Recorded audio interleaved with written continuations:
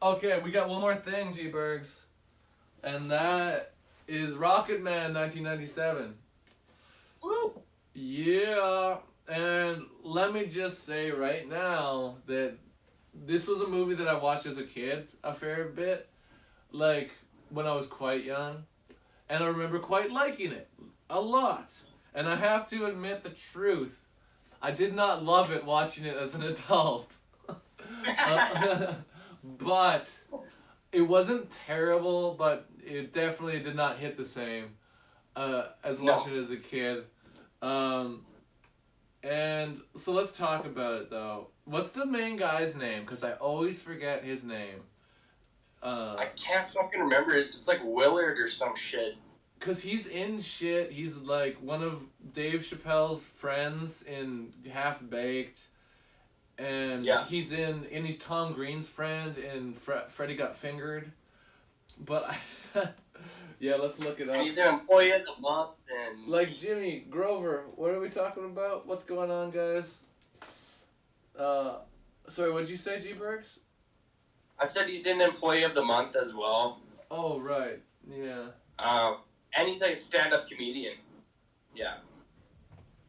What is this fucking movie again? What are we talking? Which one? What are we talking about? I just blanked. I was trying to type it into Wikipedia. But like, RocketMan. Yeah, I was like, fuck. RocketMan 1997. Not to be confused with the other RocketMan that we reviewed before. And this is why we're reviewing it, because G-Bergs threw it in and was like, we fucking reviewed a RocketMan, he's the other RocketMan. Boom, boom, boom. That's what he said to me. Exactly verbatim. Yeah. Yeah.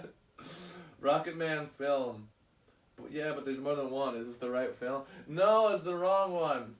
RocketMan 1997. Yeah, here we go, baby. This article has multiple issues. Please help to improve it. What does it mean? What's wrong with this page?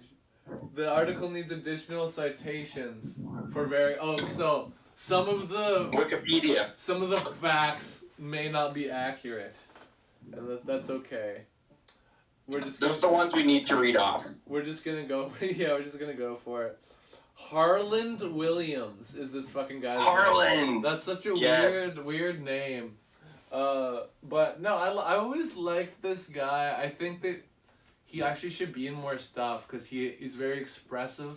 He's got the comedy face, you know? Yes, he does. But, yeah, like I said, I didn't love this movie watching it again, but I did love it as a kid. So I think that, I don't know if I recommend it as an adult, but for kids, I would say it's pretty good. And some parts still made me laugh, and I didn't hate it. I'll probably still give it around 5-ish out of 10. But RocketMan, I'm going to put 1997 in brackets to be clear. We are not talking about the Elton John movie yet. I did like this more than the Elton John RocketMan, though. Yeah! I will give it that. Slightly, very slightly. Right on. Because I really hated like half of that movie. Fair enough. But this movie was just sort of, there was just moments where I was just like, or that doesn't make any sense. Like it is the Disney kids movie. Yeah, so. Exactly. And on Yeah, Mars, yeah, there was some space stuff that was like, well, I don't think that's how that would work. And like, and like they're walking around on Mars, and like it doesn't appear to be much anti-gravity. It looks like they're just like walking around, but that's fine, I guess. They're clearly just like in a desert or whatever, but you can suspend your disbelief. What is going on? Stevie's yelling at me. Jimmy Grover, his name. Call him Grover. Jimmy Grover. Jimmy Grover RocketMan. God dang RocketMan. Always asking me if I have tree fitty. No, Jimmy Grover. Fuck off. I do not have tree fitty. What? Yes, kidding. I don't know. We're just gonna keep moving on. Let's just keep going. RocketMan. I have it open here on Wikipedia. I remember we would rent this from the library on an occasion, and I remember liking it. But a 95-minute runtime, so it, I don't know. I don't think it overstays its welcome. I think that's exactly how long our movie is actually, Instruments of Evil. But this might even be better than our movie, but we're not getting into that right now. Holy fuck, this did not do well though. 16 million budget and 15.4 million box office. So not quite breaking even on the box office. Oh shit. On the box office return. But I've probably, like, by now it's probably made the money back. Probably. Probably. But through rentals and shit. But yeah, let's just talk about the basic plot. So our RocketMan in this movie, it's not Elton John, it's fucking, what's this guy's name again? Harland Williams. Harland Williams. I'm never gonna be able to remember that. Such a weird name. But Harland Williams, he plays this sort of smart and at the same time dumb guy, because he's very much like childish, but he knows computers, and he created the whole computer system at NASA, apparently their entire simulation system, and he knows it all. And it starts off... He's a coder of some kind. He's a coder, and it starts off with these astronauts in a simulator, and they end up crashing and something goes wrong. And so they go to the RocketMan, and they're like, well, fucking... It's got to be something with the computer that's wrong. It's got to be something you doing wrong. And he's like, let me just see here. Wait, clickety click. Oh, it looks like you're fucking wrong, actually. You see, you typed this number wrong in here, and you're an idiot, basically. And they're like, oh, no, that can't be right. And then it leads to some fucking slapstick of a robot arm hitting one of the astronauts in the head. But to be fair, that's a part of... It helps to further the plot, because then he's out of commission and they need a new astronaut. So guess who's in the fucking running? Our fucking RocketMan. And there's another guy too that's in the running, just to make it more interesting, to have someone to compete against. But obviously he's gonna win because he's buddies. Because it's the other fucking guy's movie. competing his buddy for one of the other astronauts, so they think he's a shoo-in. Yeah, because he's an actual astronaut and not a coder. But... And I love that montage of them doing... they're pretty much doing challenges against each other, and Harland Williams keeps winning. It's pretty awesome. Yeah, he wins. He does like every challenge better. But there's one where he fucks up, and right away you're like, that's gonna come into it when they're in space right away. Because there's one where they put him in a gyroscopic like turning mechanism, for lack of a better way to explain it, and he and he's like spinning around, and he's supposed to try to like fix this board while he's spinning around, because that'll translate to when he's in space. But he can't do it. It's too hard. And I didn't like that, because I was like, well, fuck, that's so obvious that it's going to come into it later. But, you know, you let it slide. It's for the kids. The kids probably won't mind that. But, yeah, I had to note that it seems very obvious that was set up to be like that. Anyway, RocketMan, let's look at the rest of the cast.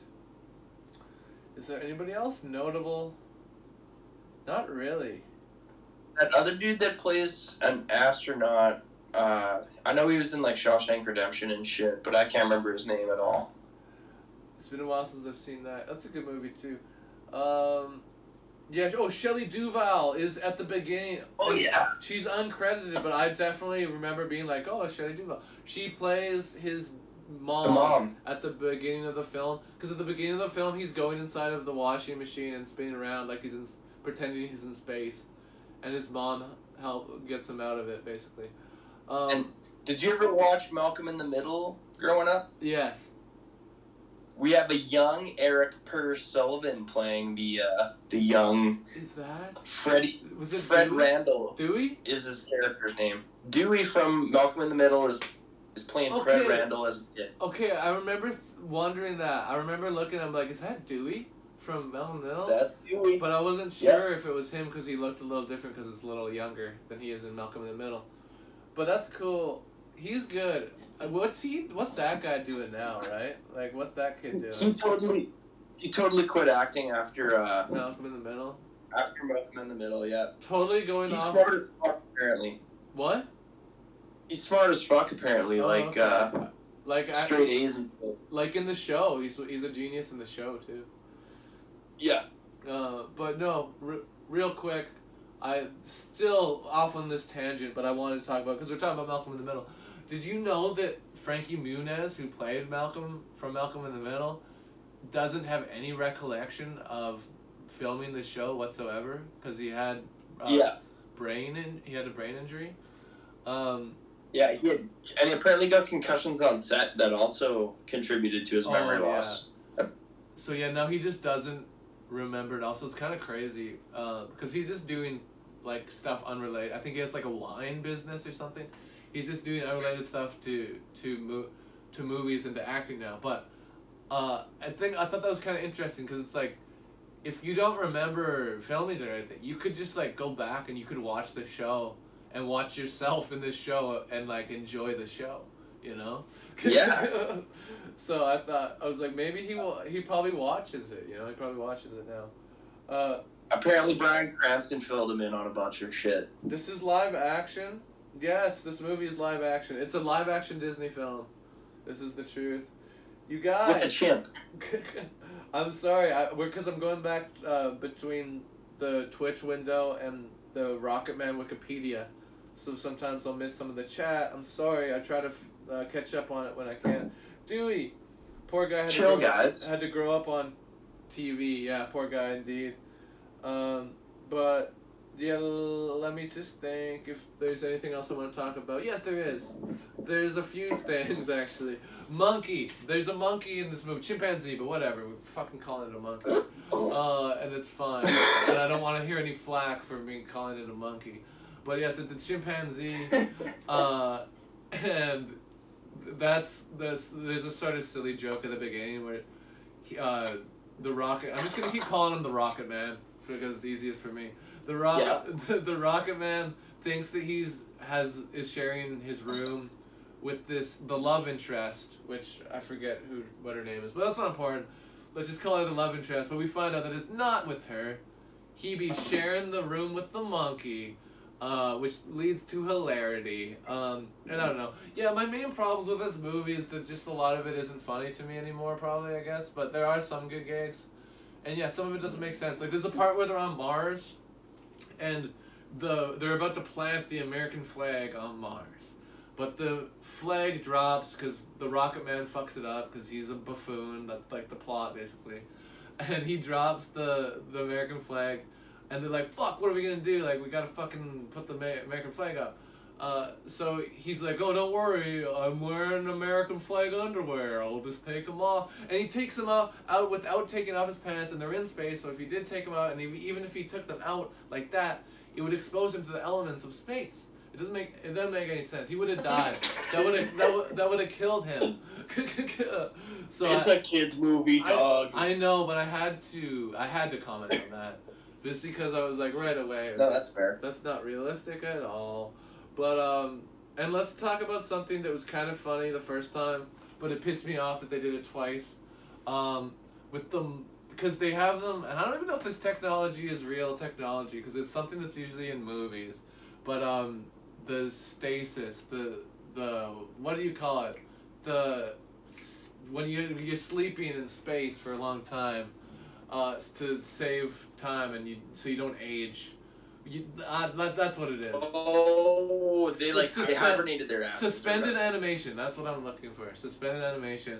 They have these pods that they all go into, and they have a little one for the monkey, but the monkey goes into the Rocket Man's little pod before he can go in, and it's so silly because like, wouldn't they have some sort of failsafe where they can override it and then fucking take out the monkey and put him in it? But for the sake of maybe if adults are writing this show. Yeah, I guess.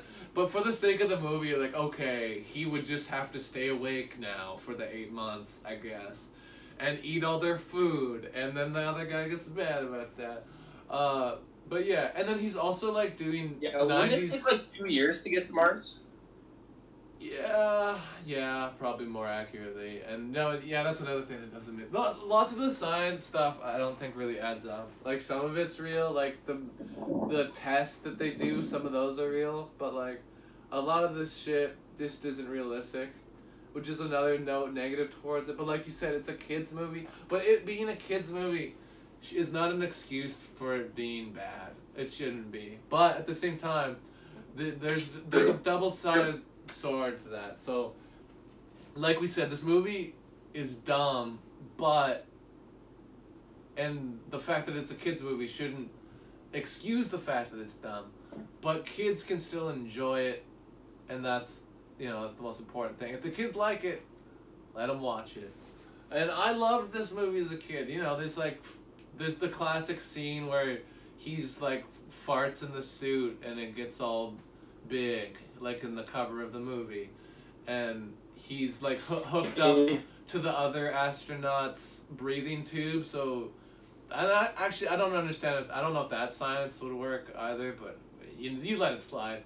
The fart. So he like sucks in the fart. It's pretty silly. That part actually made me laugh a little. I'm not gonna lie. But yeah, this movie's not bad, but it's definitely not good in my opinion. It's very goofy. Didn't age well in my opinion as far as liking it in my youth. Your dad is a monkey. Okay. Cryogenics. Yes, that's another term. Although they're not frozen. That's a little different. They're just put to sleep. They're just like put to sleep for a bit. So suspended animation. But yeah, cryogenics is a whole different thing. I'm running out of shit to say about the movie. Oh, wait, real quick. They have a character they set up that's like, he fucked up one of the launches or something.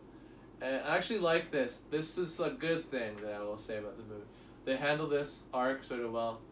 They have someone who we see who's in charge, and there's different points in the movie where he's sort of being a dick to this guy who fucked up one of the missions. He's like, oh yeah, look at this guy fucking dropping all the papers or whatever. You fuck up again or something like that.